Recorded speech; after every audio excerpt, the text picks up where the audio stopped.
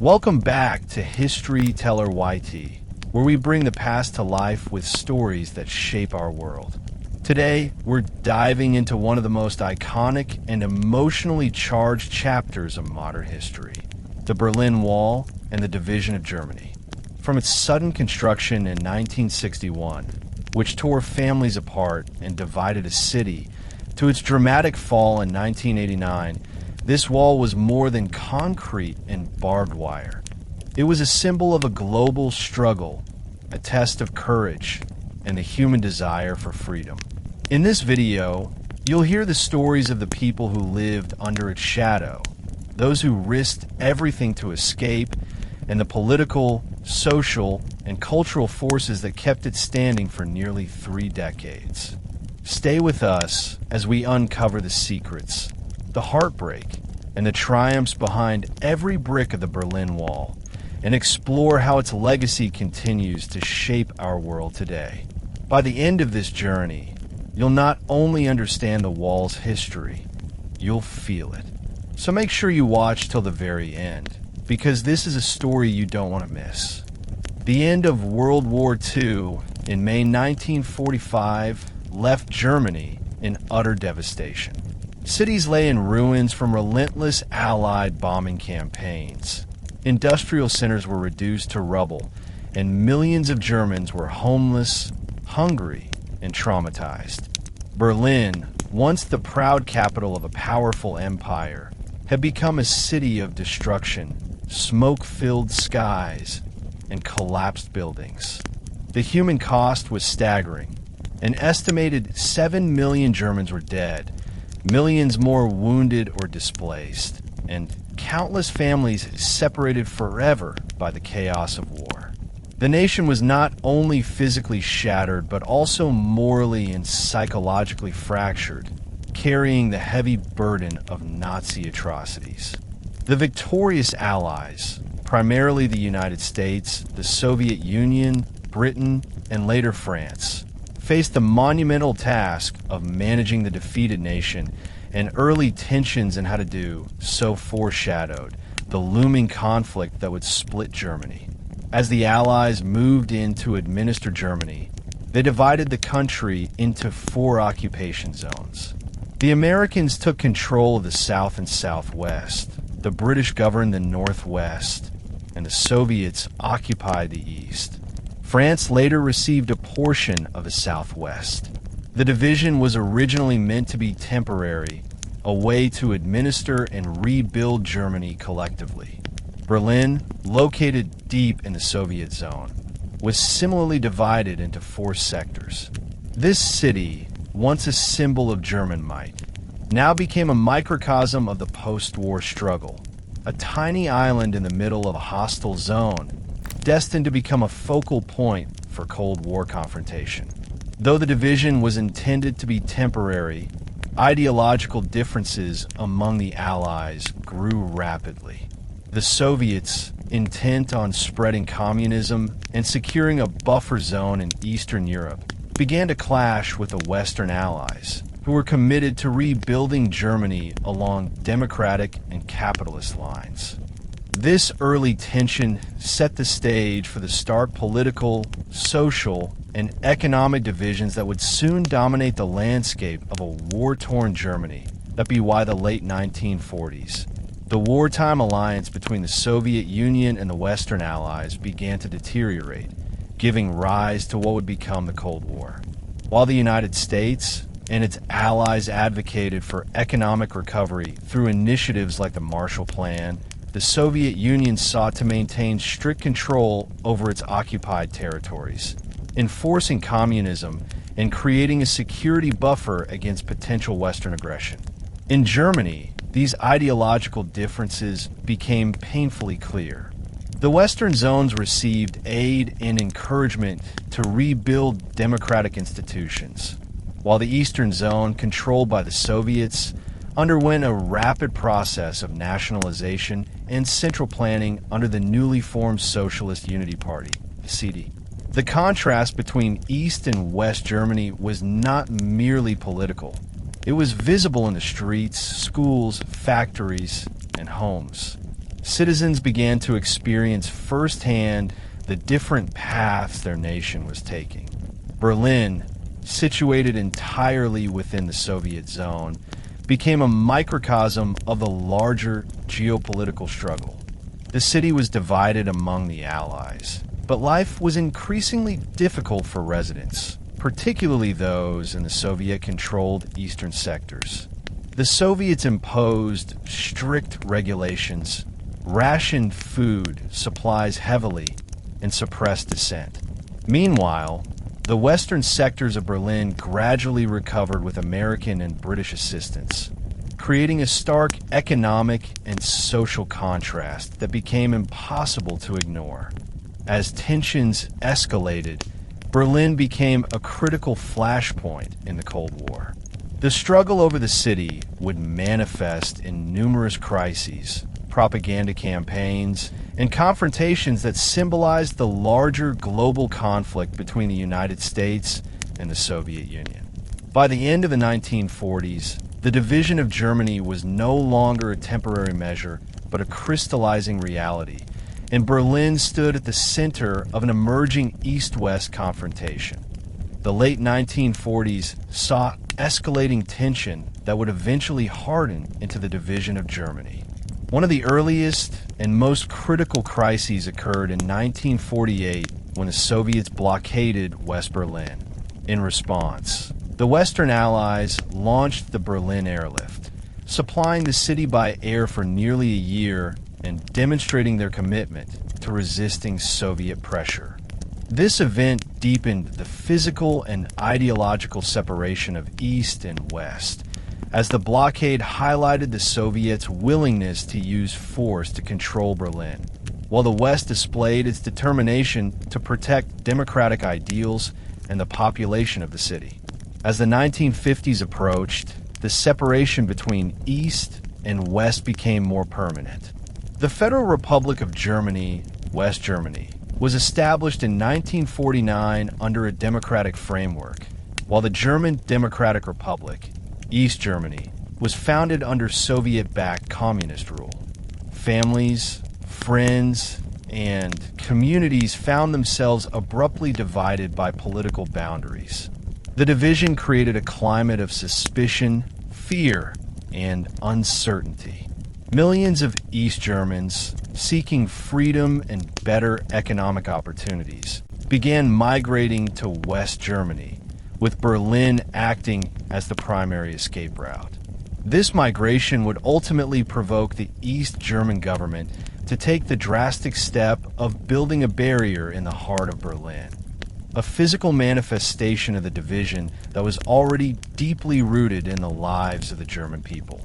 By the late 1950s, the stage was set. Germany, once a single nation, had become a symbol of Cold War division, and Berlin, the epicenter of this struggle, was poised to become a flashpoint for one of the most infamous barriers in modern history. By the early 1950s, the stark differences between East and West Germany had become impossible to ignore. East Germans faced a harsh regime under the Socialist Unity Party, SED, marked by limited personal freedoms, oppressive surveillance, and economic hardship. The centrally planned economy struggled to provide basic goods, and opportunities for advancement were scarce. Meanwhile, West Germany, aided by the Marshall Plan and supported by democratic governance, experienced rapid economic growth, known as the Wirtschaftswunder or economic miracle. The contrast between the prosperity of the West and the austerity of the East fueled a mass migration of East Germans seeking better lives. Berlin, due to its unique geographic location, became the main escape route. Although located entirely within the Soviet-controlled East Germany, West Berlin represented a gateway to freedom, a city where East Germans could cross into the West without the need for visas or complicated border checks, at least initially. From the late 1940s through the late 1950s, hundreds of thousands of East Germans fled to the West through Berlin. Families were torn apart, neighbors vanished overnight, and the East German government became increasingly alarmed. The exodus not only weakened the labor force in East Germany, but also embarrassed the Soviet-backed regime, which appeared incapable of retaining its population. This relentless migration exacerbated tensions between East and West, highlighting the ideological and economic disparities that fueled the broader Cold War. The human toll was immense. Each journey westward carried enormous risks: border guards, potential arrests, and the constant fear of reprisal. Entire families were divided, children separated from parents, and personal connections shattered. Yet the determination of those seeking freedom demonstrated the enduring human desire for liberty, security, and opportunity. This period laid the emotional and practical groundwork for what would become the Berlin Wall, a barrier not only to physical movement, but also to the dreams and aspirations of millions of people. The mass migration of East Germans to the West alarmed the Soviet Union and the East German leadership. Every defection represented not just a personal loss, but a political failure, challenging the legitimacy of the socialist state. In East Berlin, officials increasingly blamed the porous borders and lax security for the exodus, while in Moscow, the Soviets feared that the continued flow of people undermined the broader geopolitical balance in Europe. The situation became urgent. East Germany risked a brain drain of skilled workers, professionals, and young people, those most capable of driving economic growth and innovation. Without drastic measures, the regime faced the possibility of collapse. Western powers, on the other hand, observed the migration with both concern and moral satisfaction. The United States and its allies viewed the exodus as proof of the failures of communism and the superiority of capitalist democracy. Propaganda campaigns celebrated the flight to freedom, using the stories of defectors to reinforce ideological narratives. Meanwhile, the physical and symbolic significance of Berlin grew. It became a showcase of Cold War competition, a city that reflected both the promise of freedom in the West and the oppression of the East. Political maneuvering intensified. Khrushchev and the East German leaders began considering increasingly drastic solutions to stem the flow of citizens. Building a barrier, once unthinkable, started to appear inevitable as a measure to protect the regime, assert control, and solidify the East-West divide. By 1961, the East German government, with Soviet approval, had made the decision to erect a physical barrier to stop the mass exodus through Berlin. The decision was as much about political survival as it was about controlling movement. It was not taken lightly. The wall would forever alter the lives of millions and become an enduring symbol of Cold War division. Planning was meticulous and secretive. Streets were surveyed, checkpoints identified, and construction strategies designed to maximize both security and speed. The regime knew that sudden action was necessary to prevent further defections while minimizing international backlash. As the preparations unfolded, rumors circulated among Berliners. East Germans whispered of impending closures, and anxiety spread throughout the city. Families who had lived on opposite sides of sectors suddenly faced the terrifying possibility of permanent separation. Yet for the West, these plans were largely invisible. The barriers were built with secrecy and urgency, and the first signs would appear abruptly in the early hours of August 13th, 1961.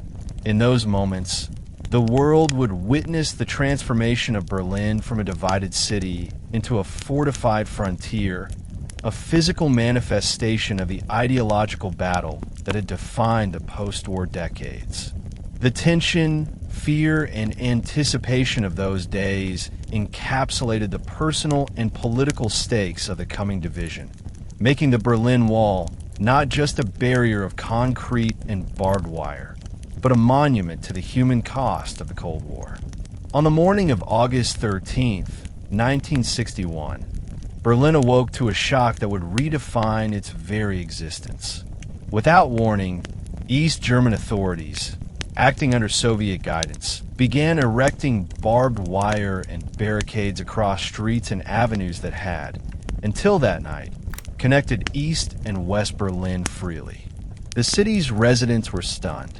Families, friends, and neighbors who had lived side by side for decades suddenly found themselves separated by an invisible but unyielding line of ideology and control.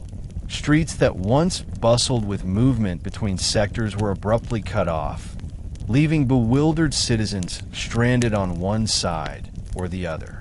The East German government justified the construction as a defensive measure to protect socialism from Western influence, labeling it an anti-fascist protective barrier.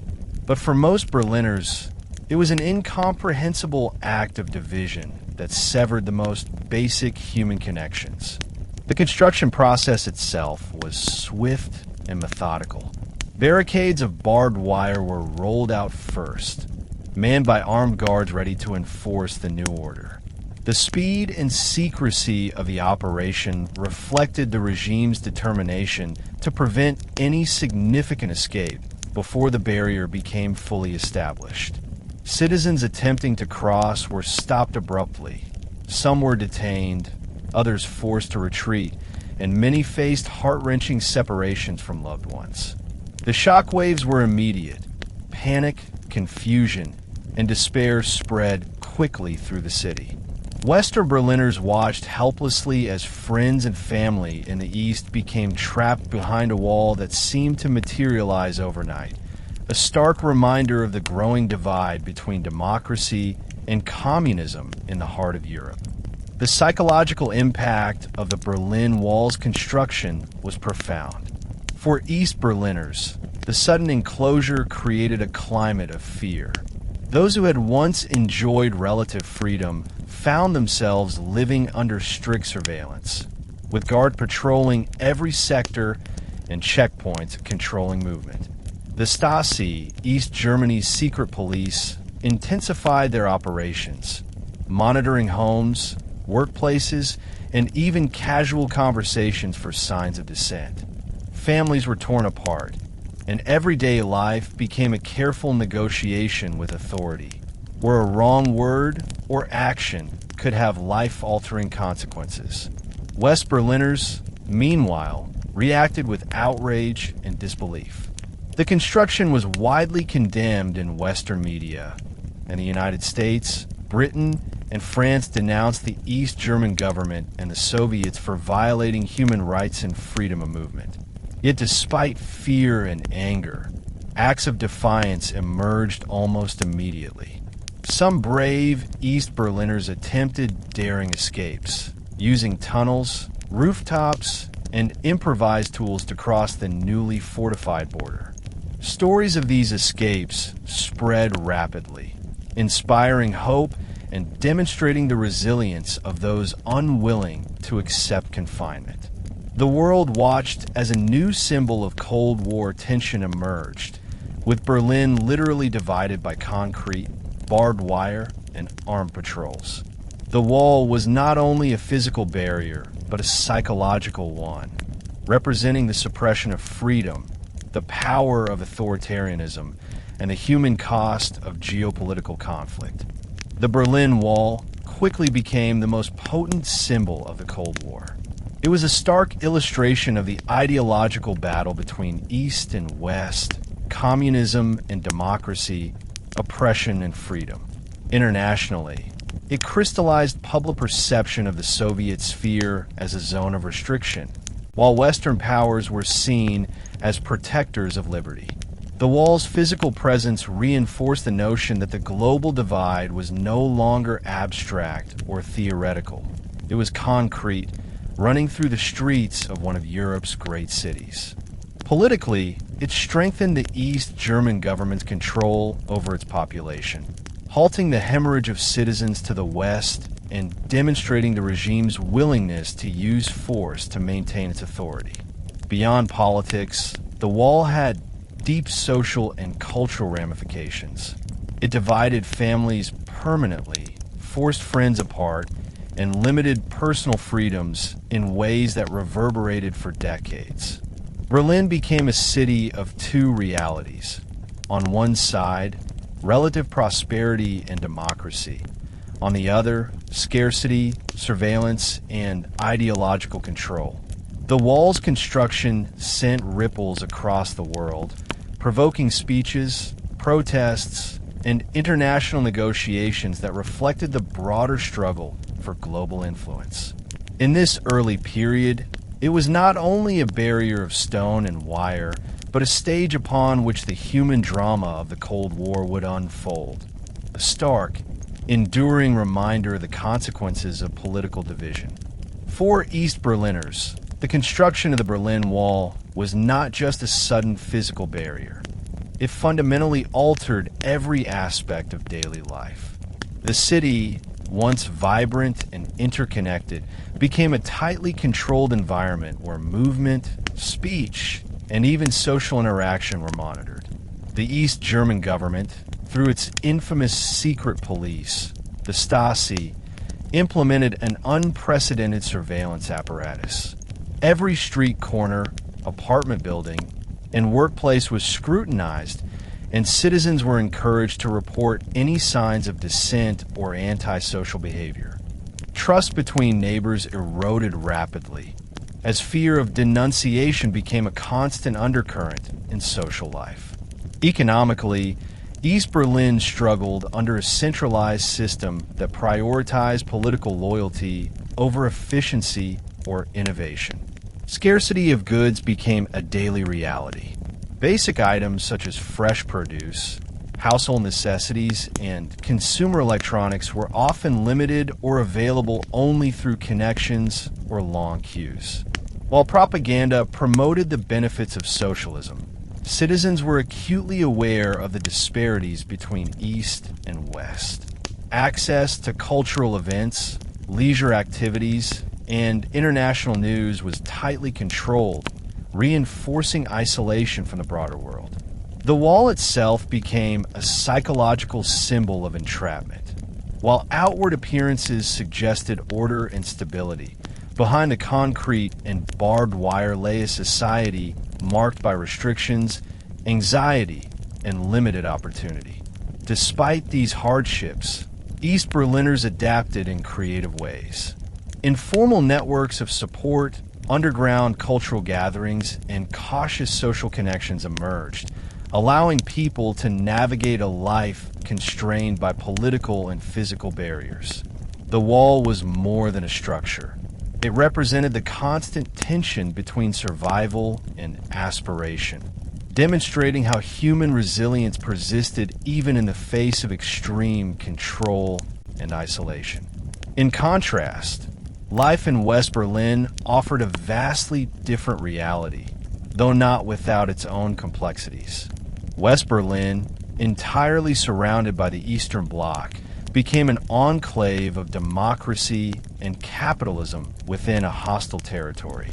With support from the United States, Britain, and France, the city experienced economic growth and modernization unmatched by its eastern counterpart. Streets thrived with commerce, new housing developments rose, and public services expanded rapidly. Access to consumer goods, entertainment, and education reflected a society enjoying freedom and opportunity, offering a stark visual and psychological contrast to the restrictions of East Berlin. Yet prosperity came with tension. West Berlin existed under a constant threat of escalation from the east. The wall, while a means of containment for East Germany, also created a sense of encirclement for the West. Residents were acutely aware that the city's survival depended on the support of Western allies, particularly the United States. Political and military presence was visible everywhere. American tanks on the streets, NATO flags, and regular speeches and visits by Western leaders reminded citizens that freedom came with vigilance. The wall, paradoxically, both protected and confined them. While it halted the influx of East Germans fleeing repression, it also served as a daily reminder of the Cold War's fragility.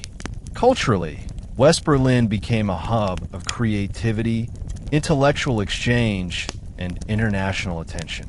Artists, musicians, and writers flourished, fueled by a sense of liberty and a desire to express freedom in contrast to the authoritarian East.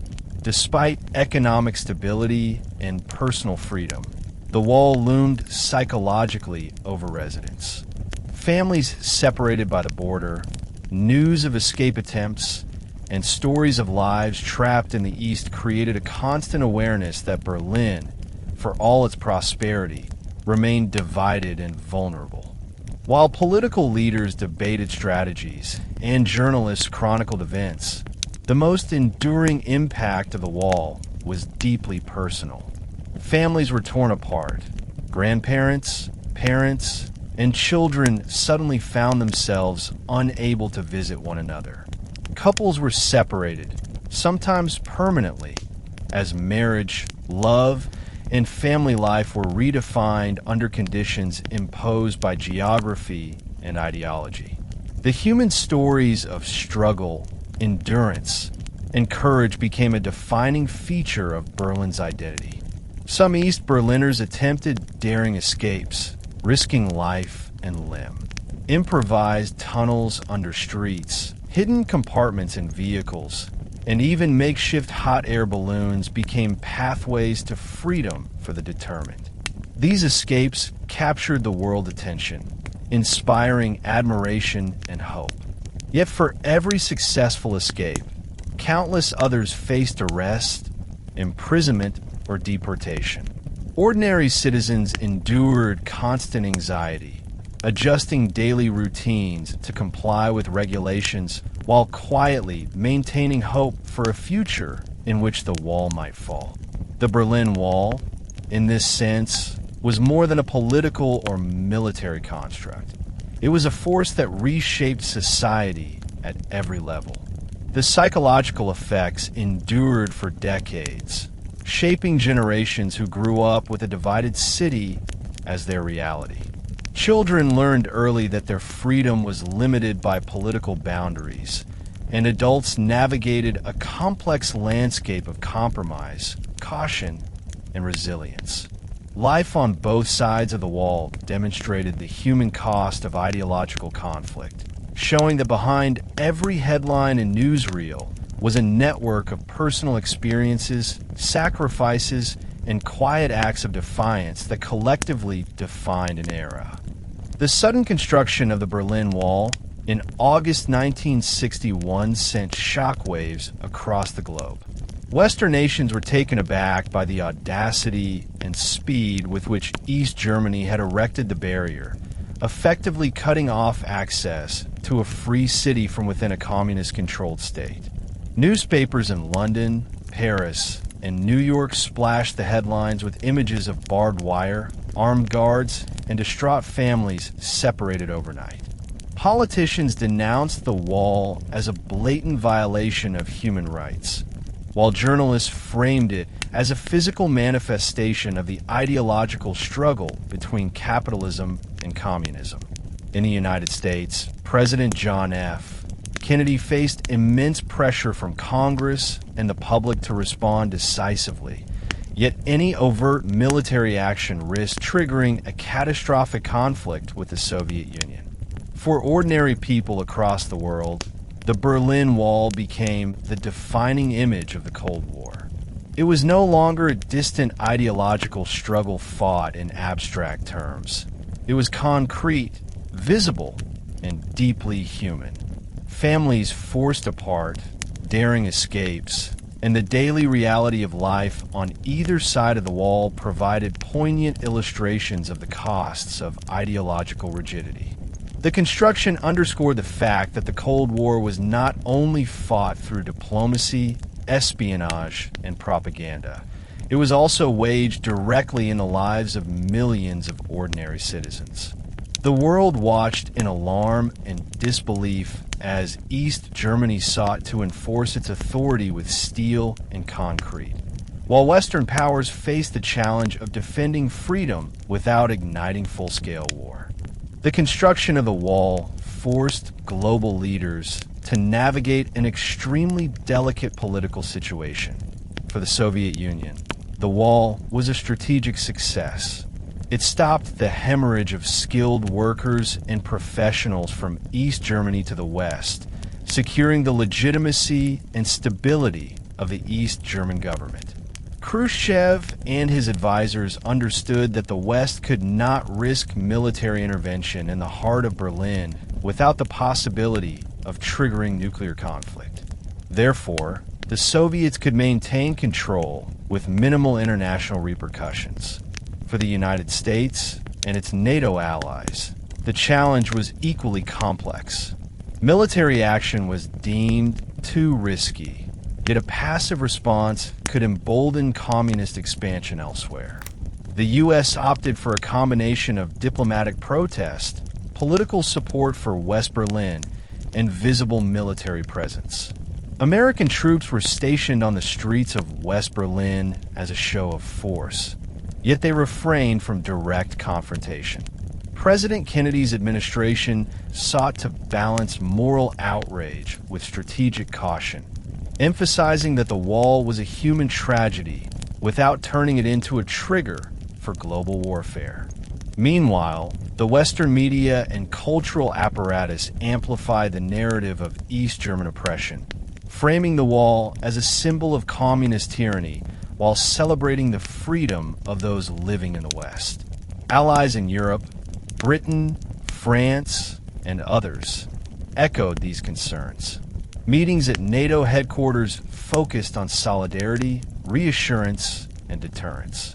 Economic and military aid continued to flow into West Berlin to reinforce its resilience, signaling to both East Germany and the Soviet Union that the city's freedom would be defended in non-military ways.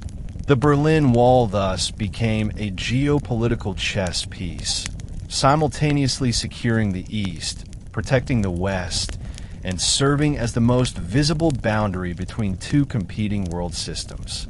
Beyond its physical and political significance, the Berlin Wall operated as a psychological instrument of power.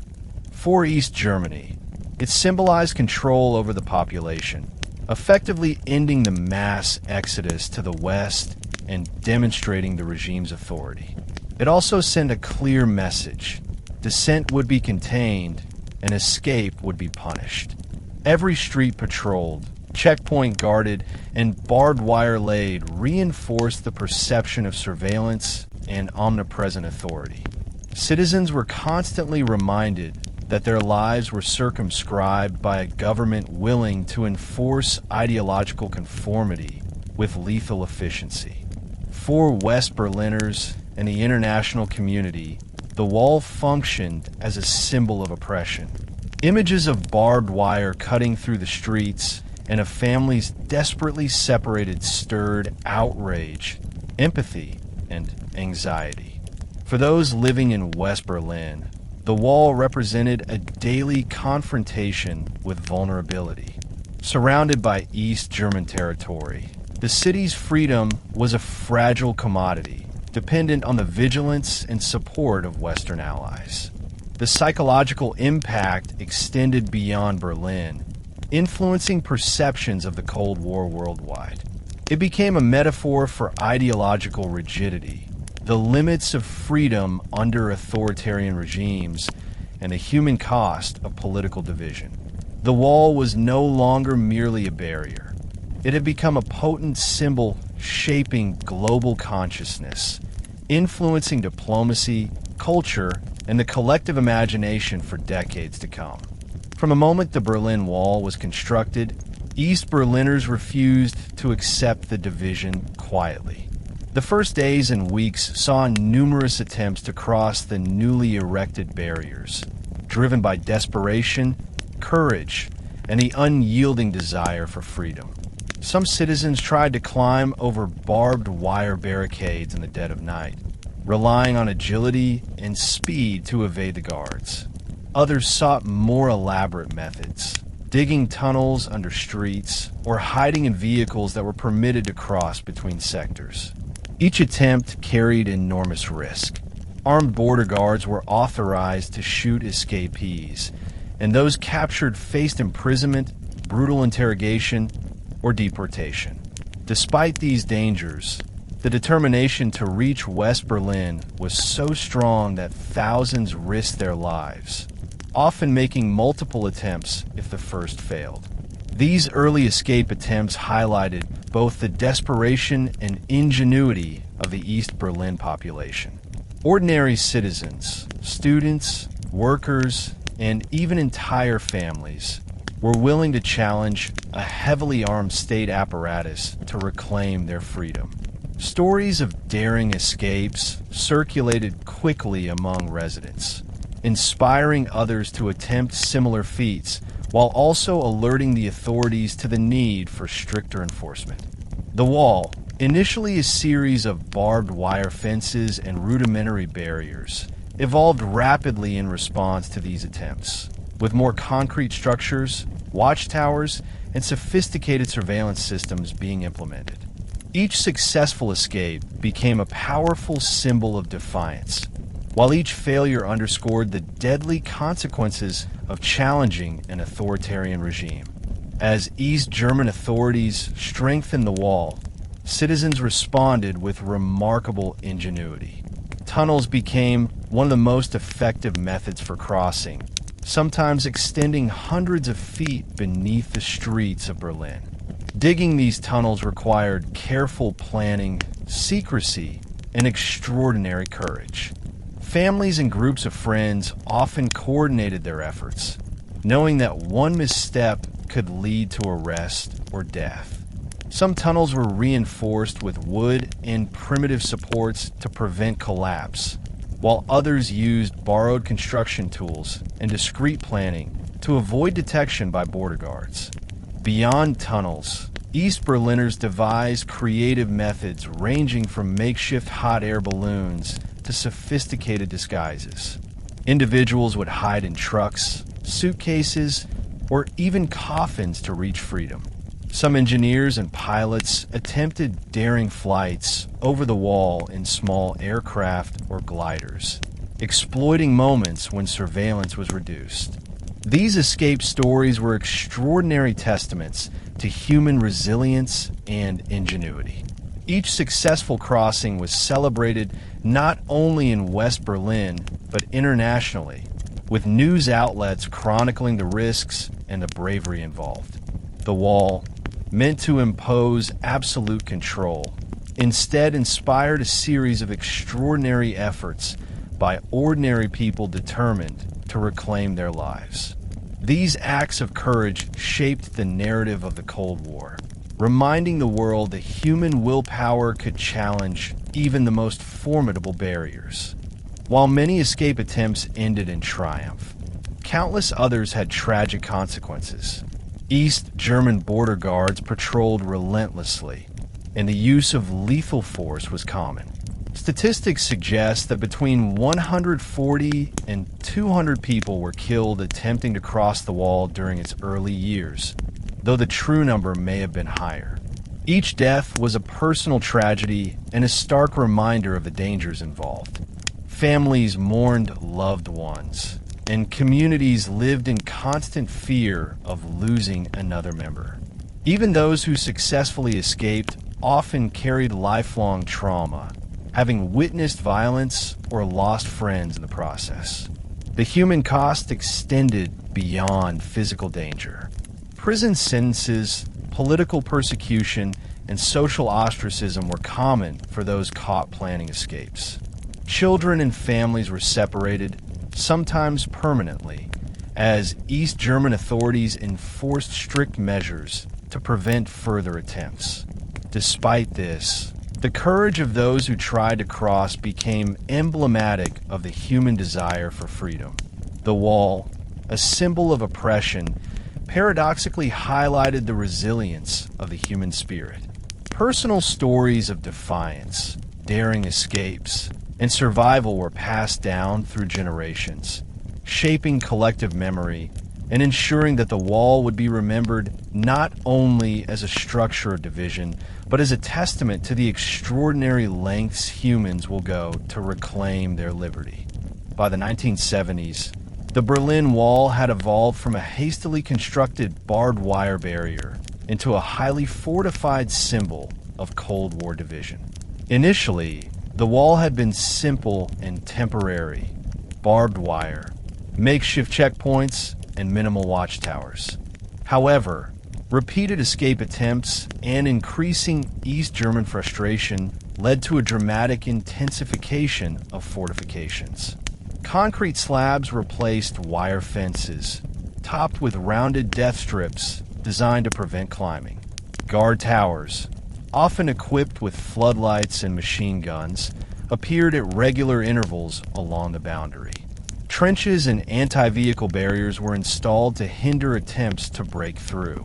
The eastern side of the wall was meticulously maintained, cleared of vegetation, and kept under constant surveillance to ensure there were no hiding places or blind spots. This transformation had profound psychological and physical impacts. The wall was no longer merely a barrier. It was a fortress that instilled fear while asserting absolute control. East Germans could hear the footsteps of guards and the snapping of dogs, a constant reminder of the omnipresence of state power. The wall became a daily part of life for both East and West Berliners, a visual reminder of oppression and restriction for the East, and a symbol of the precariousness of freedom for the West. Its transformation over the decade reinforced the division of the city and underscored the determination of the East German government, backed by the Soviet Union, to prevent the migration of citizens while maintaining strict ideological control. The heightened fortifications brought about a corresponding increase in surveillance and repression. The Stasi, East Germany's secret police, expanded their reach throughout the city. Every street, workplace, and even private residence could be monitored. Ordinary citizens were encouraged to report suspicious activity, creating an environment of fear and mistrust. Surveillance permeated every aspect of life. Letters were read, phone calls intercepted, and neighborhood committees observed residents' behavior. The psychological impact was profound. Children grew up learning to be cautious. Families adapted to constant scrutiny, and private life was compromised by the ever-present possibility of political repercussion. Economically, East Berlin remained constrained by the limitations of the planned economy. Consumer goods were scarce, public services were limited, and opportunities for advancement were tied directly to political loyalty. Yet even under these conditions, East Berliners found ways to maintain a sense of normalcy. Cultural activities, underground gatherings, and clandestine exchange of ideas created pockets of resilience. For West Berliners, life continued with relative prosperity, yet the wall's presence was a constant reminder of geopolitical tension. The city became a unique island of freedom within East Germany, dependent on continuous support from Western allies and deeply aware of its fragile position in the heart of the Eastern Bloc. The 1970s also marked a period of cautious diplomacy regarding Berlin, even as tensions persisted. The wall had become a permanent feature, and both East and West sought to stabilize their respective positions. In 1971, the Four-Power Agreement on Berlin formalized certain aspects of travel, communications, and access, providing limited relief to some of the daily hardships caused by the division. This agreement underscored the delicate balance between confrontation and negotiation during the Cold War. While the wall remained, diplomatic channels allowed for some practical coordination, particularly concerning travel and family visits. However, the political climate remained tense. Both superpowers, Washington and Moscow, monitored the situation closely, wary of any incident that could escalate into direct conflict. The wall was both a tool and a symbol, a means of controlling populations and asserting ideological dominance, and a stark reminder to the world of the deep fissures between East and West. For Berliners, life under these conditions demanded careful navigation, courage, and constant adaptation. The decade reinforced the idea that the wall was more than concrete and barbed wire. It was a psychological, cultural, and political phenomenon that shaped daily life, influenced international relations, and embodied the stark realities of the Cold War era. By the 1980s, life in East Berlin had become a mixture of routine survival, quiet resistance, and the constant psychological burden of living behind the wall. The East German government maintained tight control over its citizens, relying on a sophisticated network of surveillance, informants, and state-enforced ideology. The Stasi, the secret police, had expanded its operations to monitor virtually every aspect of daily life. Conversations, correspondence, work, schools, and even private gatherings were subject to observation. Citizens learned to speak cautiously, to avoid topics deemed politically sensitive, and to navigate social relationships with constant awareness of potential scrutiny. Economic challenges compounded the difficulties of everyday life. While West Berlin and West Germany thrived under capitalism, East Germany struggled to provide sufficient consumer goods, high-quality food, and modern amenities. Lines at stores were common, and shortages of basic products like fresh fruit, clothing, and household items were frequent. The state's emphasis on industrial production over consumer needs created frustration, particularly among young people and the professional class. Yet East Berliners adapted, creating informal networks to obtain goods, sharing resources among families and neighbors, and sometimes relying on Western relatives to provide small parcels with essential or luxury items. Despite the restrictions, life continued, marked by a combination of caution, resilience, and ingenuity. Even under severe oppression, the human spirit found ways to resist. Throughout the 1980s, acts of defiance, both large and small, reminded the world that the wall could not entirely suppress hope or courage. Daring escape attempts continued, though they had become far more dangerous due to the wall's heavy fortifications, armed guards, and the presence of anti-vehicle barriers and minefields. Citizens dug tunnels, hid in cars or trucks, and even improvised gliders and balloons to cross the border. While some succeeded, many were caught, arrested, or killed. Each story of escape, whether triumphant or tragic, became a testament to the enduring desire for freedom and human dignity. Resistance also took subtler forms. Artists, writers, and intellectuals used their work to critique the system indirectly, embedding messages of dissent within literature, music, and visual art. Underground networks circulated banned literature and news from the West, ensuring that East Berliners remained aware of the outside world. Even small acts, listening to Western radio broadcasts, holding private discussions, or passing messages through relatives in the West, constituted forms of defiance that, while not violent, carried immense personal risk. The wall, despite its physical might, could not entirely crush the aspirations of people determined to live freely. During the 1980s, the Berlin Wall became more than a local or national concern. It emerged as an enduring symbol of global ideological conflict. International leaders, media, and activists frequently referenced the wall as evidence of communist repression. It appeared in films, photographs, and literature as the ultimate emblem of division, a concrete manifestation of political oppression that physically and psychologically split a city, a nation, and even families. For the West, the wall represented both a challenge and an opportunity, a visible illustration of the flaws of communism, but also a constant reminder of the high stakes of global confrontation. The wall's symbolism also played a role in diplomacy.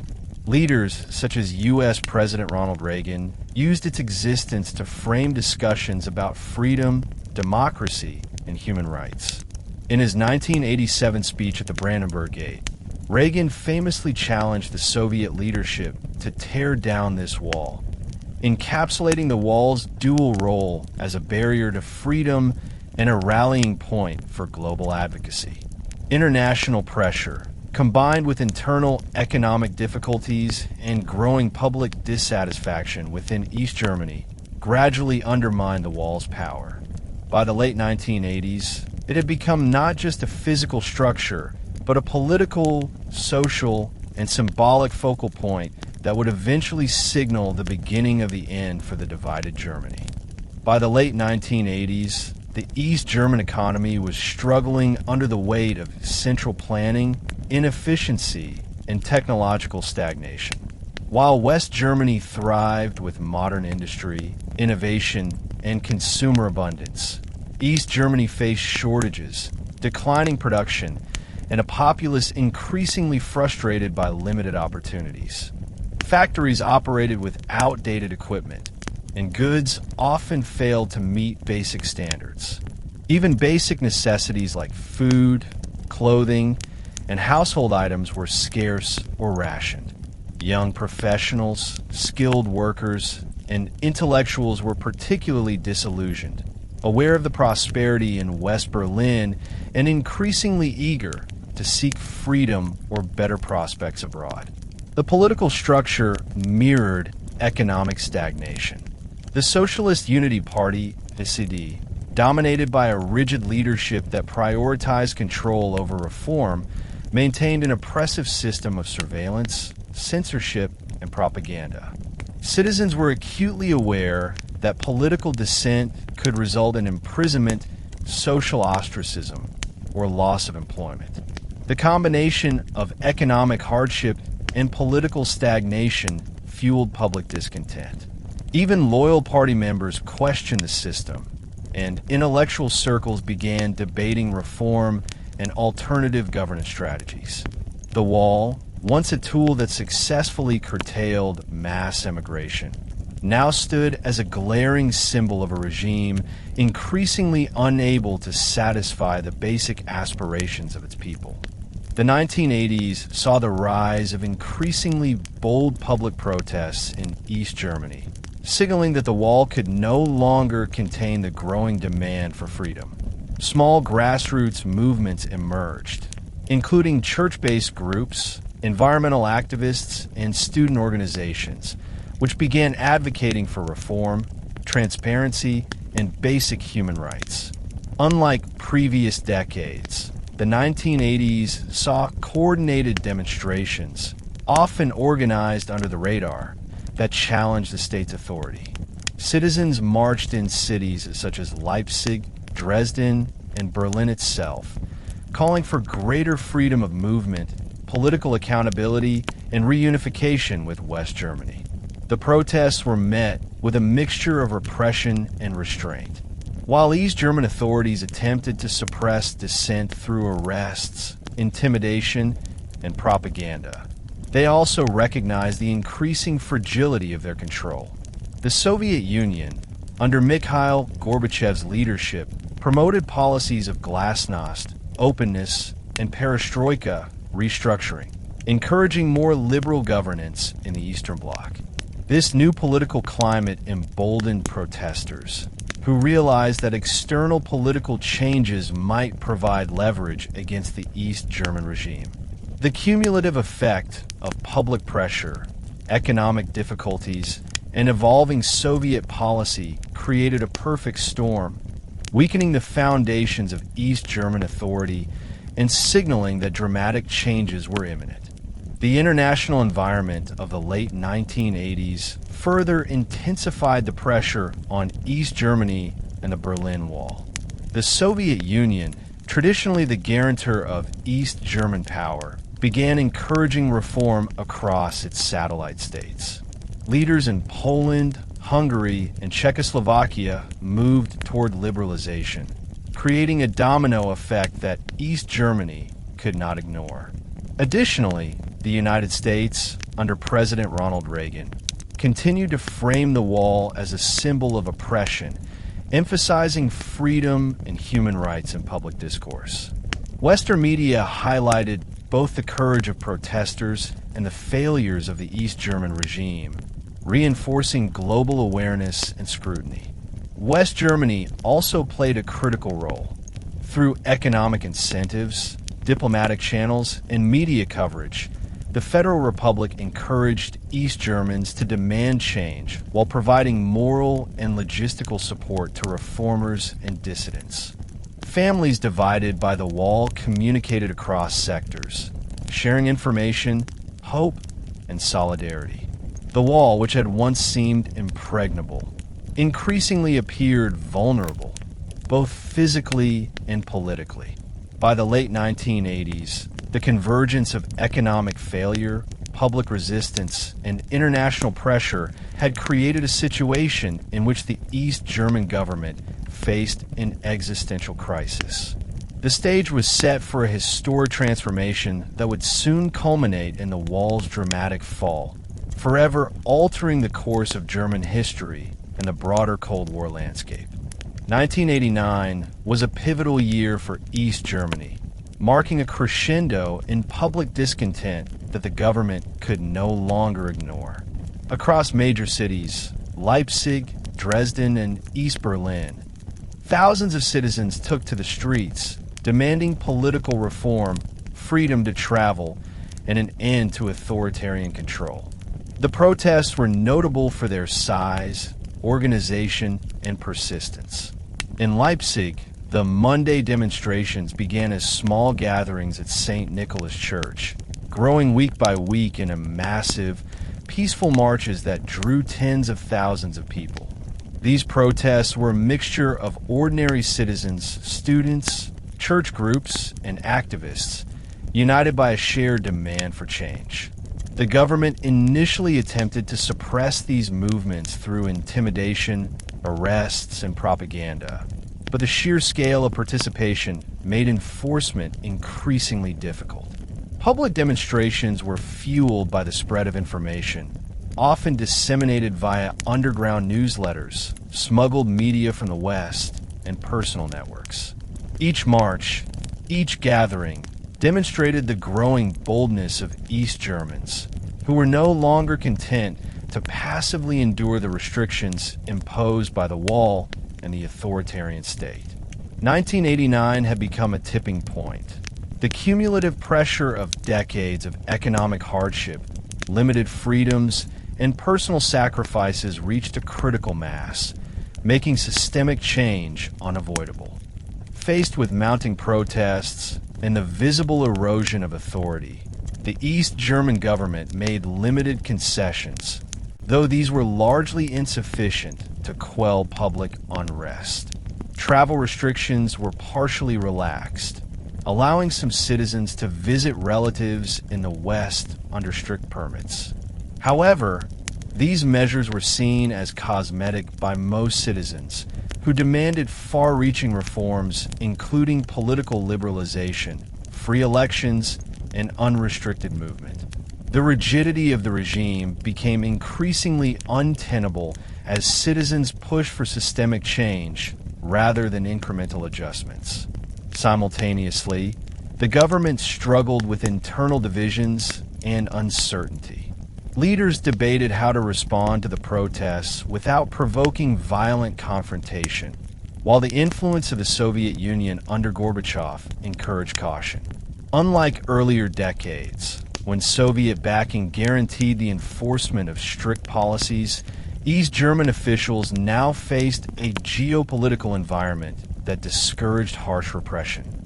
The combination of mass demonstrations, widespread dissatisfaction, and the new Soviet approach created a political limbo. The government retained nominal control, but its authority was eroding visibly with every passing week. Citizens recognized this vulnerability, which in turn fueled further demonstrations and a sense of collective empowerment. By November 1989, international attention on East Germany and the Berlin Wall had reached unprecedented levels. Media outlets from around the world broadcast images of massive demonstrations, police restraint, and increasingly bold citizens demanding freedom. West Berlin and West Germany became hubs of information and moral support, offering guidance, hope, and tangible assistance to those pressing for change. Meanwhile, political leaders across Europe and the United States monitored developments closely, aware that East Germany's fate could reshape not only the city of Berlin, but the entire geopolitical landscape of Europe. The tension in Berlin was palpable. Families on both sides of the wall waited anxiously for news, unsure whether the government would resort to violence or concede to popular pressure. Rumors of potential border openings circulated, creating a charged atmosphere of anticipation and uncertainty. In homes, churches, and workplaces, people discussed what had been unthinkable for decades: the possibility of reunification, free travel, and an end to the division. The wall, which had stood for nearly 3 decades as a symbol of oppression and ideological conflict, was now facing its most formidable challenge: the collective determination of ordinary citizens demanding freedom, transparency, and the right to reunite with family and neighbors.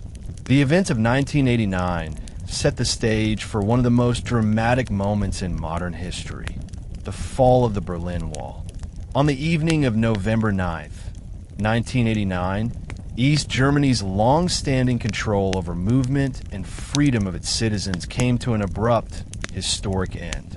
The announcement by government spokesperson Gunter Schabowski, who mistakenly stated that East Berliners could cross the border immediately, without delay, sparked confusion, excitement, and chaos.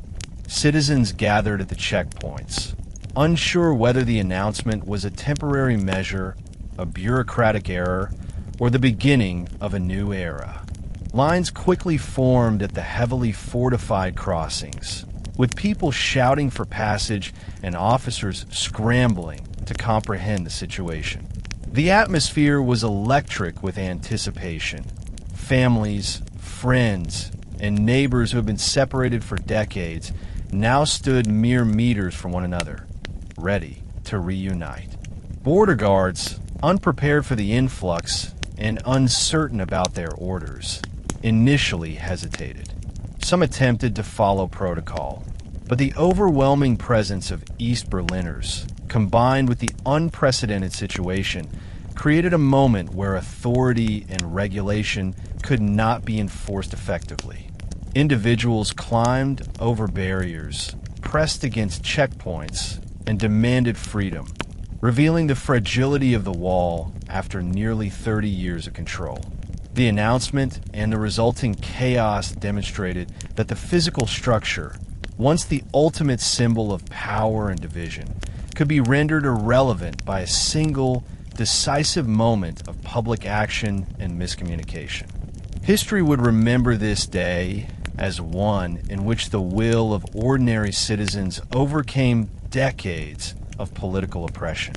As the checkpoints were opened and East Berliners crossed into the West, scenes of jubilation and emotional reunions unfolded across the city. Families who had been divided for years embraced tearfully, neighbors reunited after decades, and strangers celebrated together, sharing the joy of newfound freedom. West Berliners welcomed their friends and relatives with open arms, gifts, and spontaneous celebrations. The wall, once a stark symbol of separation and oppression, became a stage for one of the most extraordinary human dramas in modern history. Streets erupted in cheers, music, and dancing as people spontaneously climbed the wall, painted messages of unity, and captured the moment with cameras and film. Television stations broadcast these events globally, sharing the raw emotion and euphoria of the reunification process. The images of East Berliners stepping into West Berlin, climbing on top of the wall, and breaking it apart with hammers and chisels became iconic, symbolizing not only the collapse of the Berlin Wall, but also the crumbling of oppressive regimes across Eastern Europe. This spontaneous, joyful reaction underscored the deeply personal and collective significance of the event. The wall, once a lethal barrier of control, now served as a monument to resilience, hope, and the enduring human desire for freedom. November 9th, 1989, became a day etched in global memory as the triumph of human spirit over decades of division and fear. The fall of the Berlin Wall reverberated far beyond the streets of Berlin, sending shockwaves across the international stage. Governments, policymakers, and citizens worldwide recognized that the collapse of the wall represented not only the end of a physical barrier, but also the symbolic unraveling of the Cold War. Western leaders hailed the moment as a victory for freedom and democracy, while Eastern Bloc countries witnessed the beginning of sweeping political transformations. The event became a catalyst for negotiations, reforms, and eventual reunification of Germany, signaling a shift in global geopolitics. For the Soviet Union, the fall illustrated the diminishing capacity to enforce control over Eastern Europe, a dramatic shift from the height of Cold War power dynamics. Globally, the event inspired optimism and served as a reminder that authoritarian control, no matter how entrenched, could be challenged by the collective determination of people. The Berlin Wall, which had stood as the ultimate symbol of division and ideological conflict for nearly 3 decades, ceased to function as a tool of oppression. Instead, it became a potent emblem of resilience, human courage, and the enduring desire for unity. The events of November 9th, 1989, set the stage for the rapid political, economic, and social transformations that would define Germany and Europe in the years to come, marking one of the most significant turning points in modern world history. In the days and weeks following November 9th, 1989, Berlin transformed into a citywide festival of liberation. The initial shock of the wall's fall quickly gave way to exuberant celebrations as East and West Berliners poured into streets and squares to witness and participate in the reunification of their divided city.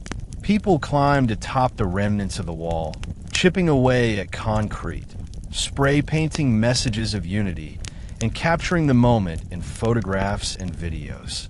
This destruction of the wall was both symbolic and literal, as citizens took their own hammers, chisels, and tools to dismantle decades of division.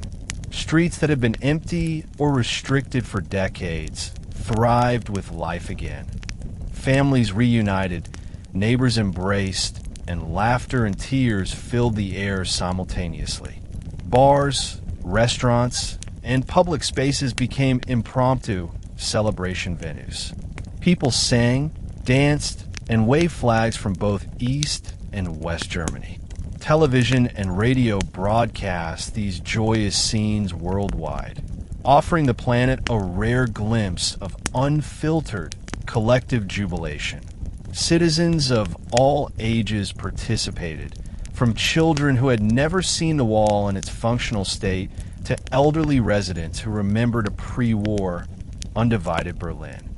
The emotional intensity of this period was overwhelming, as ordinary citizens experienced a historic moment that reflected not only the collapse of physical barriers, but also the collapse of fear, repression, and decades of separation. While the initial destruction was spontaneous and largely celebratory, organized efforts soon followed to dismantle the wall systematically. East German authorities, now weakened and unable to maintain control, permitted and even facilitated portions of the wall's demolition. Heavy machinery was brought in to remove large sections of concrete, while remaining guard towers and checkpoints were decommissioned or repurposed.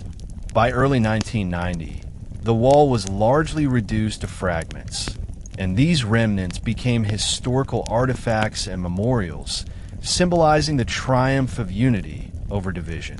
Pieces of the wall were distributed globally as gifts, displayed in museums, and preserved to educate future generations about the human, political, and ideological struggles that had created and maintained the barrier. The physical destruction of the wall also had immediate practical implications.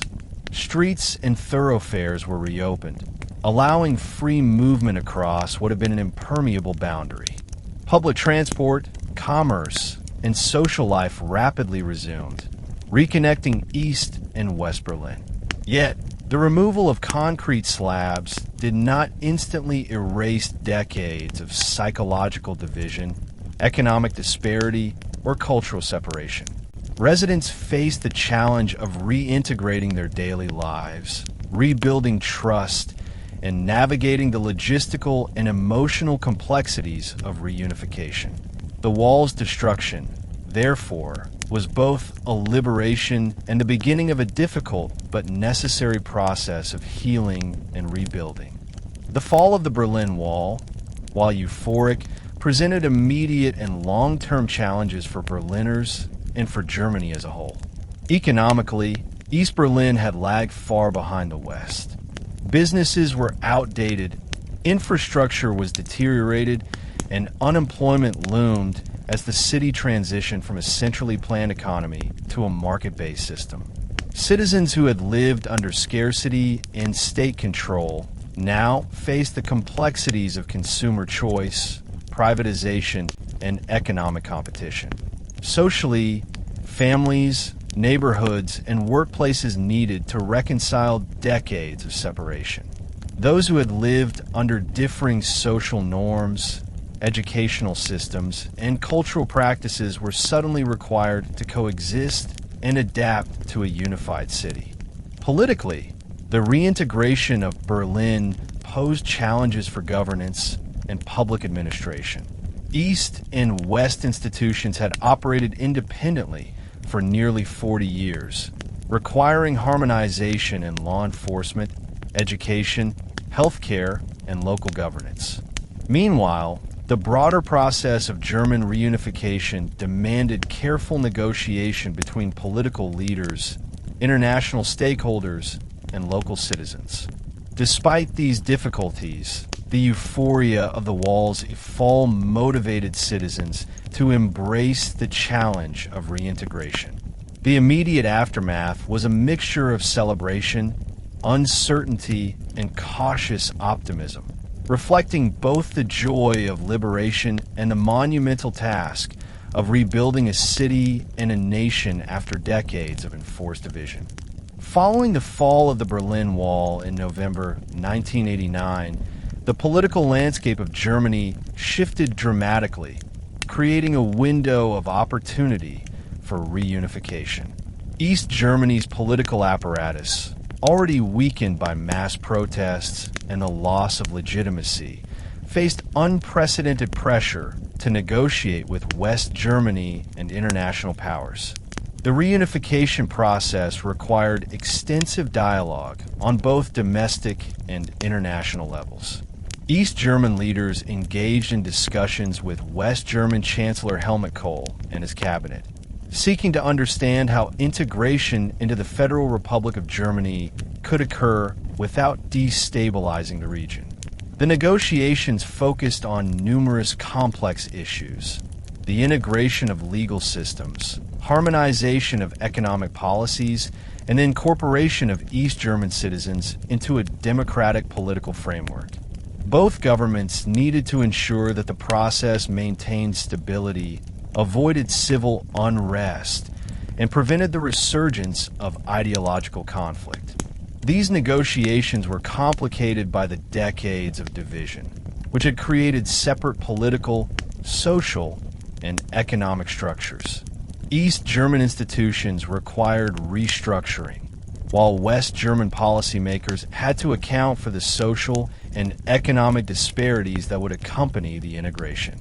The process underscored the challenges of transforming decades of division into a unified nation while balancing the expectations of citizens on both sides. Reunification could not occur in isolation. International stakeholders played a pivotal role in ensuring that Germany's transformation proceeded peacefully. The 2+4 talks, involving the two German states and the four Allied powers, United States, Soviet Union, United Kingdom, and France, were central to determining the terms of reunification.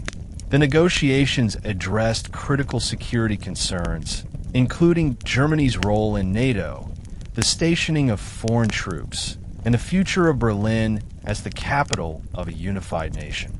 These discussions were delicate, as global leaders sought to prevent renewed conflict in a historically volatile region. The Soviet Union, under Mikhail Gorbachev, adopted a relatively cooperative stance, allowing Germany to pursue reunification while ensuring that East German territory would not serve as a destabilizing factor in European geopolitics. The United States and Western allies supported the integration while emphasizing the principles of democracy, human rights, and political stability. The successful conclusion of these talks created a framework that allowed East and West Germany to unify under peaceful and internationally recognized conditions, demonstrating the importance of diplomacy, negotiation, and multilateral cooperation in ending decades of division. While political agreements laid the foundation for reunification, the practical and emotional process of rebuilding a nation was immense. Citizens from both East and West Germany had to navigate years of separation, differing social norms, and economic disparities. Education systems, legal frameworks, and healthcare services needed alignment, while infrastructure in East Germany required modernization to match Western standards. Communities faced the challenge of integrating citizens who had grown up under fundamentally different political systems, fostering trust and rebuilding social cohesion. Psychologically, reunification was both euphoric and stressful. Families reunited, and citizens celebrated newfound freedom and equality. Yet, many East Germans faced uncertainty regarding employment, pensions, and social identity. West Germans, too, had to adjust to the demands of integration, understanding the cultural and social context of their Eastern counterparts. This period of transition highlighted both the resilience and adaptability of the German people. Ultimately, reunification was not merely a political or economic event. It was a profound social transformation, requiring patience, understanding, and a shared commitment to creating a unified and democratic Germany. The legacy of the Berlin Wall continued to shape collective memory, even as the nation embarked on this ambitious project of rebuilding and reconciliation. Following the political reunification of Germany, the integration of the East and West German economies presented an immense challenge. East Germany had operated under a centrally planned economy for over 4 decades, with outdated industry, inadequate infrastructure, and a lack of exposure to competitive markets.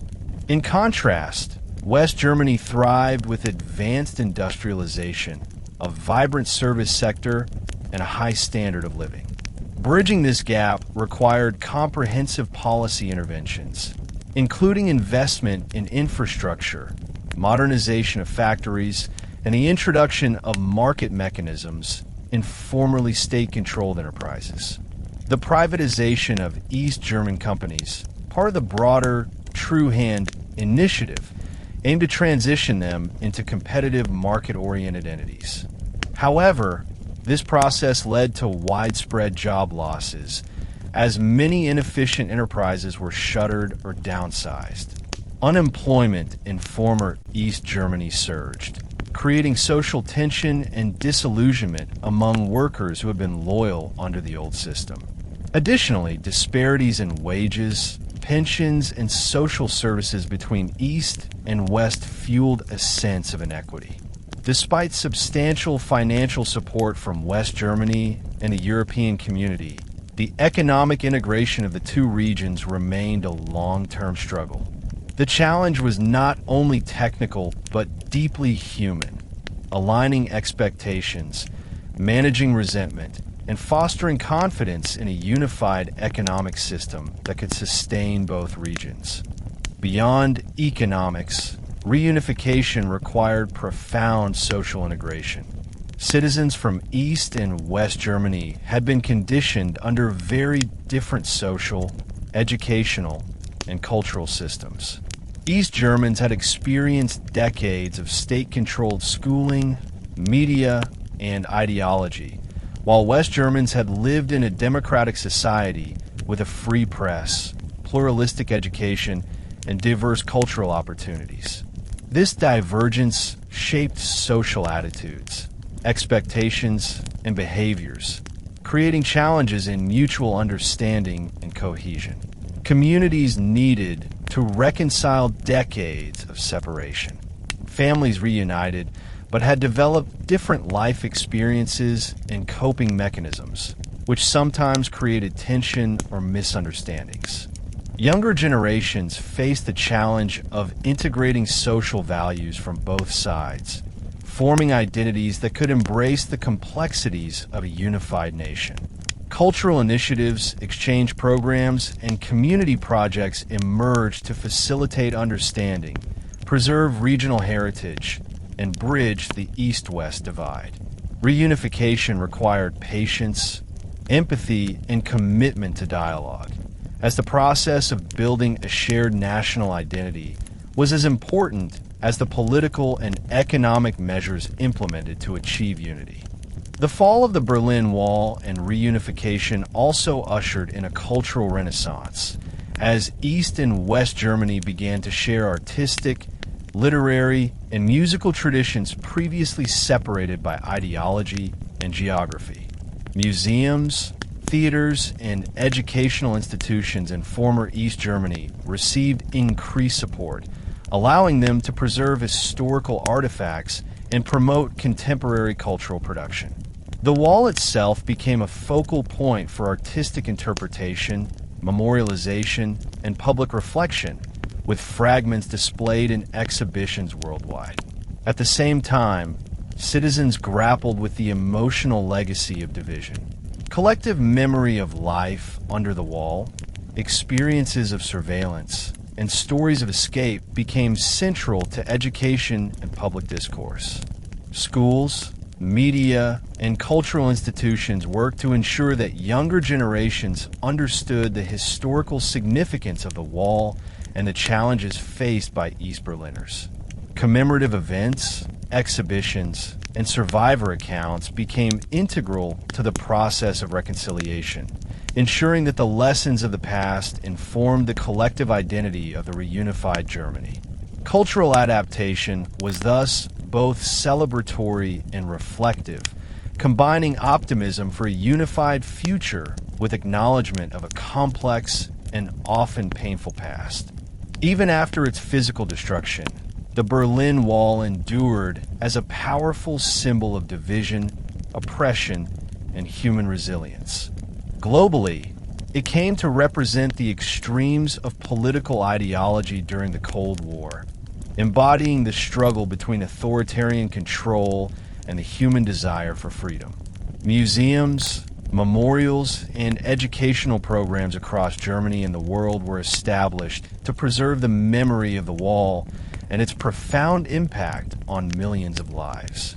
Historical accounts, survivor testimonies, and documented escape stories ensured that the narrative of separation, oppression, and ultimate liberation would be passed to future generations. For many, the wall symbolized more than a national division. It became an icon of universal human rights, illustrating how physical barriers could manifest political repression and restrict fundamental freedoms. Educational initiatives in schools emphasized personal stories, showing students the emotional and social consequences of authoritarian policies. Monuments, plaques, and preserved sections of the wall became pilgrimage sites for tourists, scholars, and citizens seeking to understand both the tragedy of separation and the triumph of collective courage. The wall's presence in collective memory fostered reflection on the fragility of freedom and the value of unity, making it a powerful lesson for societies worldwide about the costs of ideological rigidity. Artists, filmmakers, writers, and musicians across the globe engaged with the Berlin Wall as both subject and symbol, creating works that explored themes of oppression, escape, division, and reconciliation. Films depicting daring escapes, personal tragedy, and political tension brought the Wall's story to international audiences, blending dramatic narrative with historical education. Visual artists painted murals on the wall before its demolition, and after its fall, pieces became iconic works of street art, representing hope, freedom, and collective memory. These images circulated worldwide, inspiring public discourse on division and unity. Writers and journalists chronicled the wall's impact through literature, news reports, and essays, emphasizing both the political and human dimensions of life on either side. Music became another avenue of expression, with songs addressing loss, longing, and the emotional toll of separation. In literature and film, the wall often served as a metaphor for broader struggles. The tension between freedom and control, the human cost of ideological conflict, and the resilience of the human spirit in the face of adversity. Through these artistic representations, the wall transcended its physical reality, entering the global consciousness as a symbol of historical struggle, moral reflection, and human triumph. Beyond its historical and cultural representation, the Berlin Wall serves as a cautionary tale and source of inspiration for nations worldwide. It illustrates the dangers of political rigidity, extreme ideological enforcement, and social division. Governments, educators, and human rights organizations often reference the wall as a reminder of the consequences of separating people based on political or ideological lines. Public policy, educational programs, and global diplomacy have drawn lessons from Berlin, emphasizing the importance of dialogue, negotiation, and protection of civil liberties. Moreover, the wall's legacy continues to inspire activism and advocacy for freedom in countries facing oppression or authoritarian rule. International commemorations, museum exhibitions, and media projects ensure that the symbolic power of the wall endures. The fragments displayed in museums worldwide, photographs in history textbooks, and survivor testimonies collectively create a tapestry of understanding, highlighting both the horrors of enforced division and the power of courage, resilience, and unity. Today, the Berlin Wall stands not only as a historical artifact, but as a global symbol of the human struggle for freedom, equality, and the enduring capacity of individuals to overcome physical and ideological barriers. The Berlin Wall was more than a political boundary. It was a barrier that tested the limits of human courage, resilience, and ingenuity.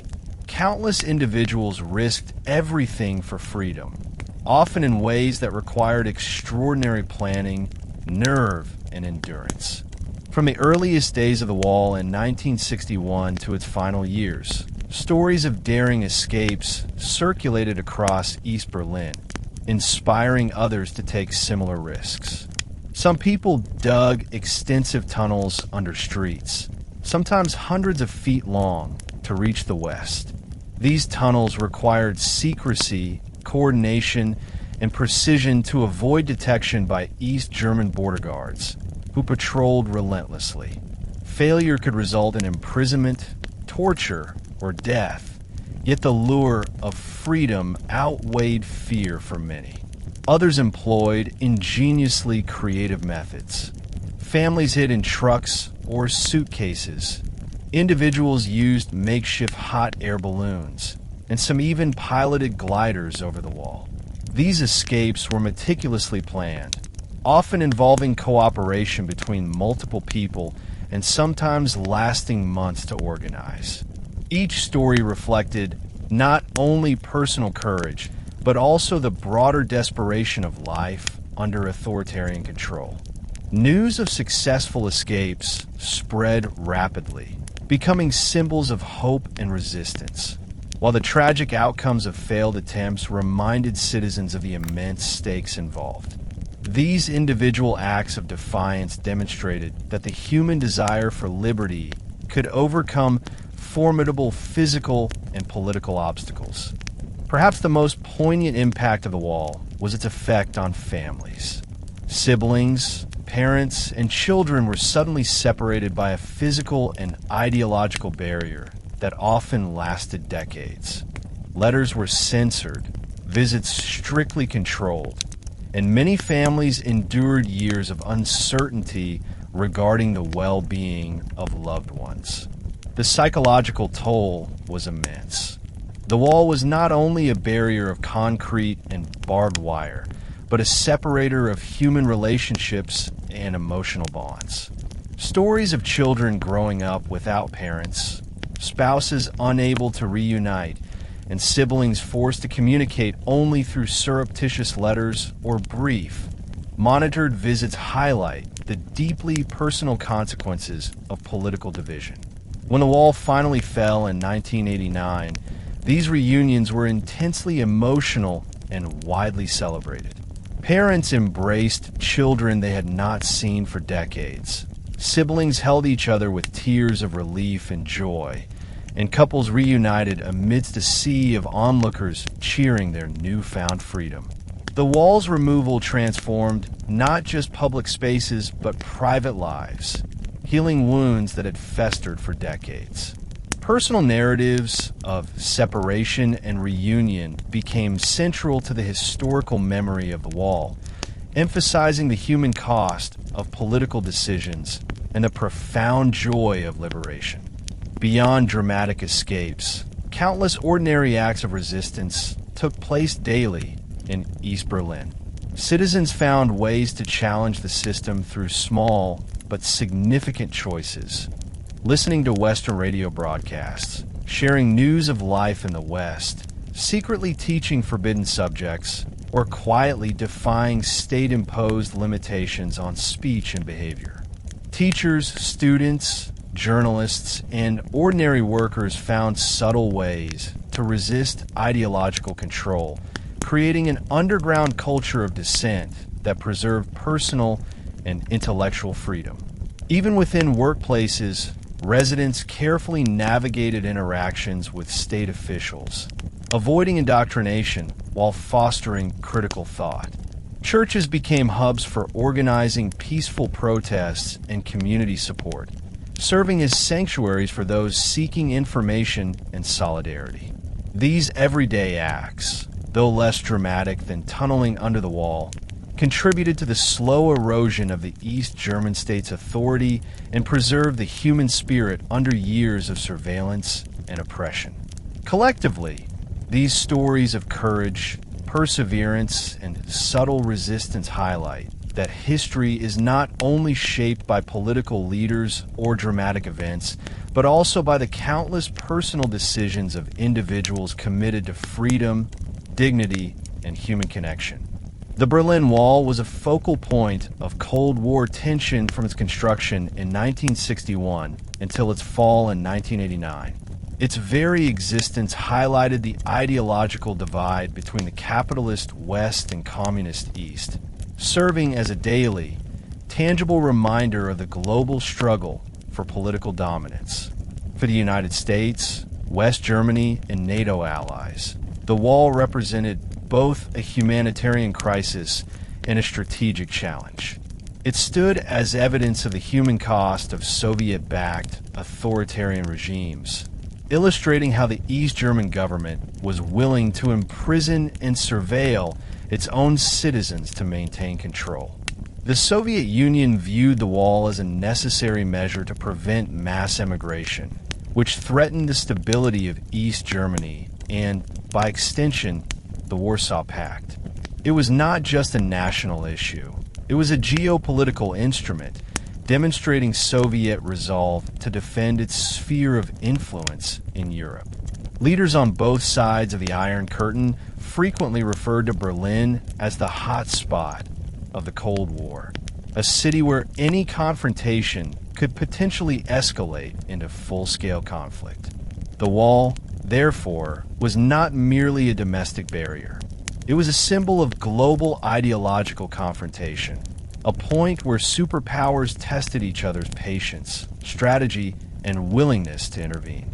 Throughout the Cold War, Berlin and the Wall repeatedly became arenas for diplomatic negotiation and confrontation. The 1961 crisis surrounding the Wall's construction forced both the United States and the Soviet Union into tense negotiations to prevent military escalation.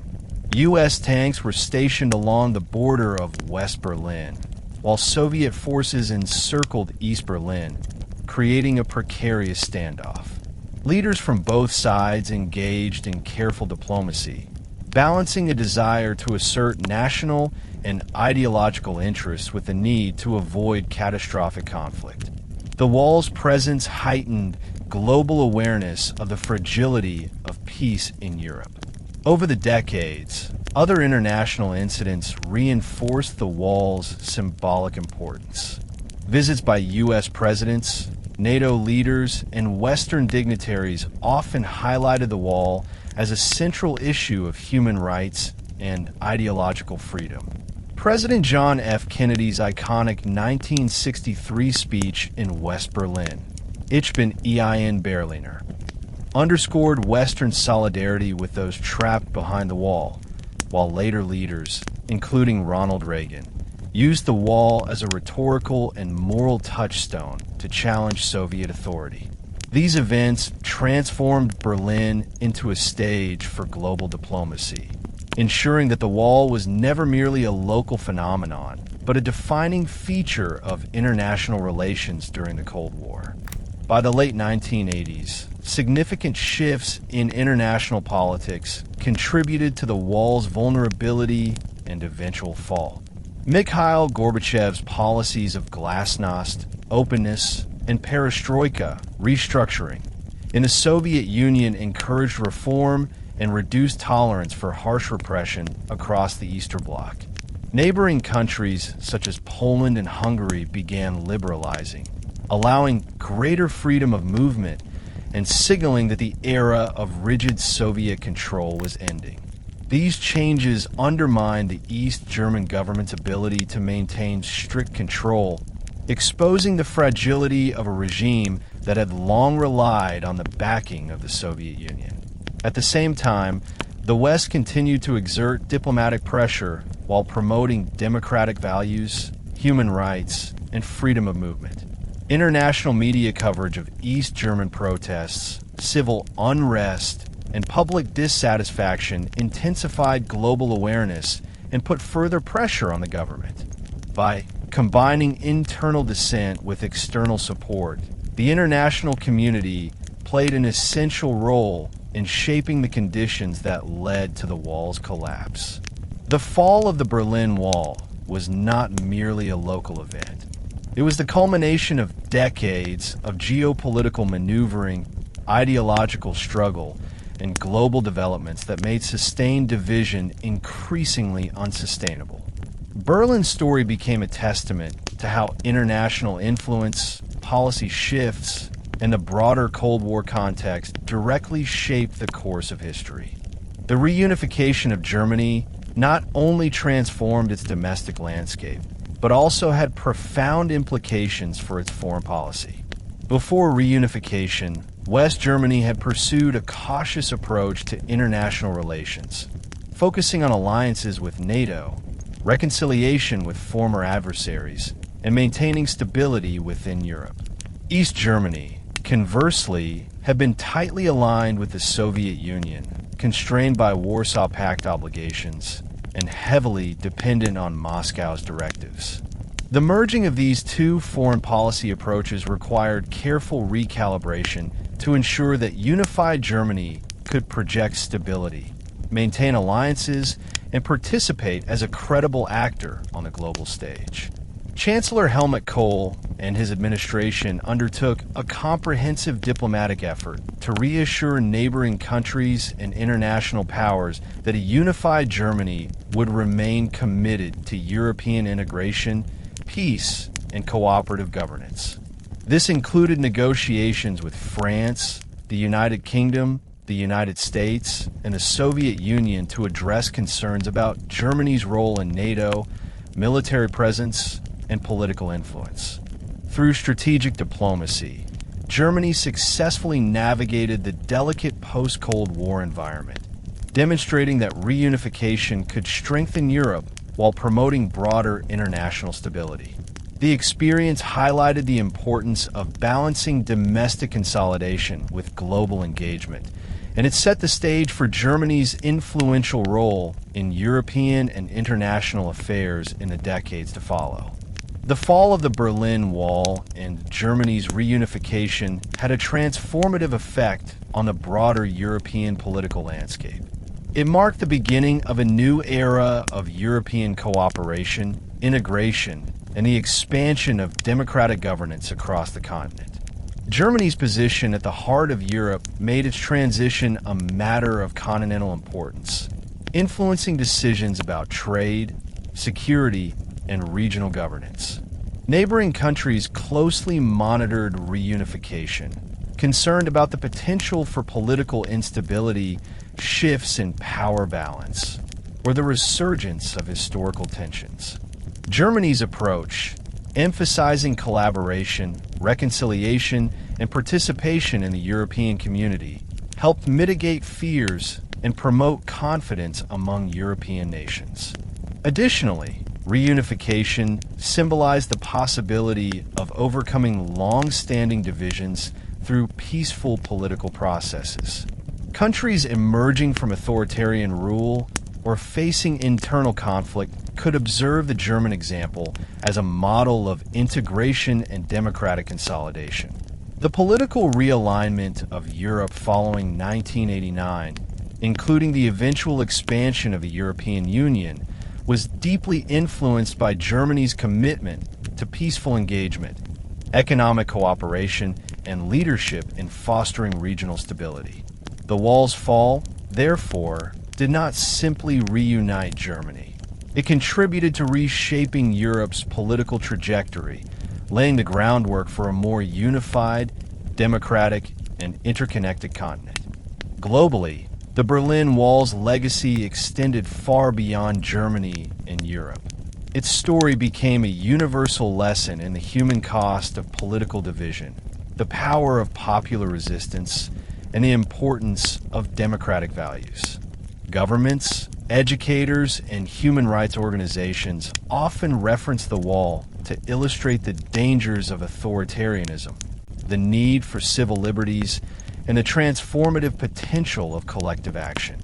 The wall's collapse also provided hope to populations living under oppressive regimes, reinforcing the belief that systemic change is possible through peaceful persistence, international solidarity, and moral courage.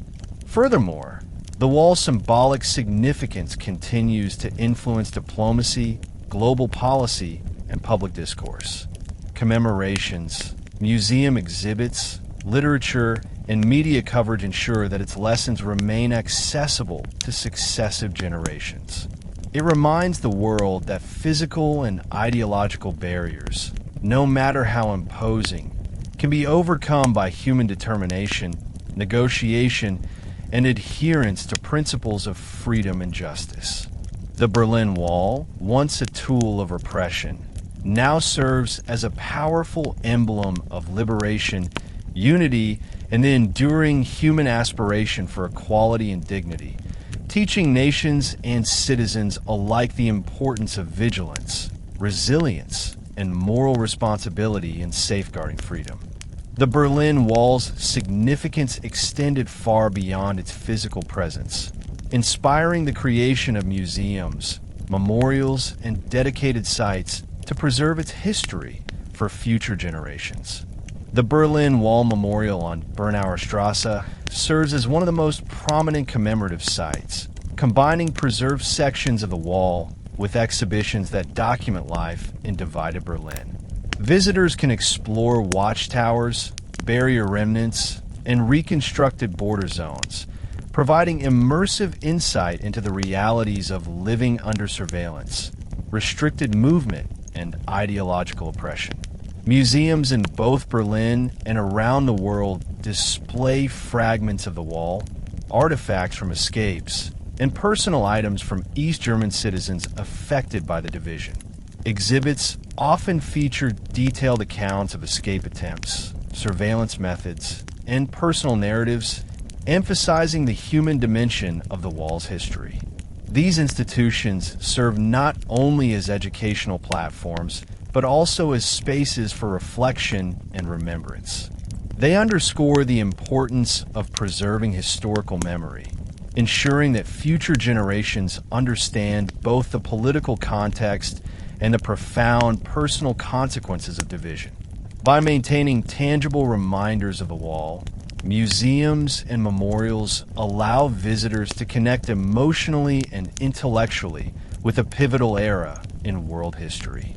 The Berlin Wall has inspired a rich body of cultural and artistic work that continues to reflect its impact on global consciousness. Street art, murals, and installations on remaining wall fragments convey messages of freedom, unity, and resistance, transforming a once oppressive structure into a canvas for hope and expression. Artists worldwide have drawn inspiration from the wall, exploring themes of division, human resilience, and social justice in paintings, sculptures, literature, and music. Commemorative events, including anniversaries of the wall's fall, reunions of families, and public performances, celebrate both historical memory and ongoing reflection. These cultural initiatives ensure that the wall's story remains dynamic and relevant, rather than a static historical artifact. Through art, storytelling, and public discourse, the Berlin Wall continues to teach universal lessons about human courage, perseverance, and the transformative power of collective action. Its preservation in memory, culture, and education ensures that the sacrifices, struggles, and triumphs associated with its history endure for generations, serving as a reminder of both the perils of division and the enduring human capacity for unity and freedom. The Berlin Wall, which stood from 1961 to 1989, remains one of the most powerful symbols of human division in modern history. Its construction abruptly separated families, friends, and entire communities, leaving scars that lasted long after the physical barrier was dismantled. Reflecting on the wall allows us to understand not only the political forces that led to its erection, but also the profound human consequences of ideological conflict. The wall served as a constant reminder of the fragility of freedom and the lengths to which governments might go to control populations. Yet, it also revealed the resilience of the human spirit, as countless individuals risked their lives to escape, resist oppression, or maintain connections across divided territories. The personal stories associated with the wall, of escape, loss, courage, and reunion, highlight that history is not merely a record of political events, but a tapestry woven from the experiences of ordinary people. Every letter smuggled, every tunnel dug, and every act of quiet resistance represented a challenge to an authoritarian regime and a declaration of humanity. By reflecting on these experiences, contemporary society gains insight into the consequences of division, the value of liberty, and the power of perseverance, offering timeless lessons for citizens, leaders, and policymakers alike. Globally, the Berlin Wall continues to serve as a symbol of both oppression and liberation. During its existence, it defined the Cold War, representing the ideological struggle between East and West, socialism and capitalism, authoritarianism and democracy. Its fall in 1989, by contrast, became a global emblem of hope, showing that entrenched divisions can be overcome through collective will, peaceful protest, and moral courage. Countries around the world reference the wall as a cautionary tale about the dangers of authoritarian control and as an inspirational example of the triumph of freedom and human determination. The wall's legacy extends into political discourse, cultural expression, and education. Political leaders invoke its lessons when discussing human rights, freedom of movement, and the responsibilities of governments to protect citizens.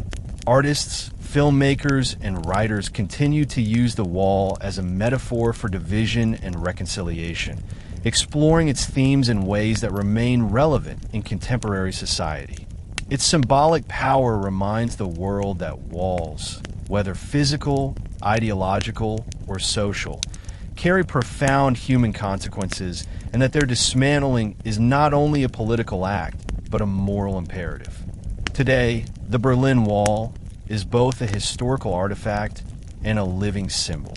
Preserved fragments, memorials, and educational programs ensure that its history is remembered, while its cultural representations continue to resonate in contemporary society. The wall reminds us that freedom, unity, and human dignity are never guaranteed. They must be defended, nurtured, and sometimes fought for. Its lessons remain relevant in an era where social, political, and ideological divisions persist worldwide. The global memory of the wall encourages reflection on issues such as migration, surveillance, political repression, and social justice. By studying the Berlin Wall, citizens can better understand the costs of division and the importance of dialogue, tolerance, and democratic governance. It stands as a testament to human resilience, a monument to the courage of those who risked everything for freedom, and a reminder of the enduring potential for reconciliation and unity. Ultimately, the Wall story is a chronicle of both tragedy and triumph, ensuring that its symbolism will continue to inspire, caution, and educate for generations to come. And that brings us to the end of our journey through the Berlin Wall and the division of Germany. Today, we learned about a wall that divided a city, a country, and even families. The courage of countless individuals who risked everything for freedom, and the global forces that shaped its rise and fall.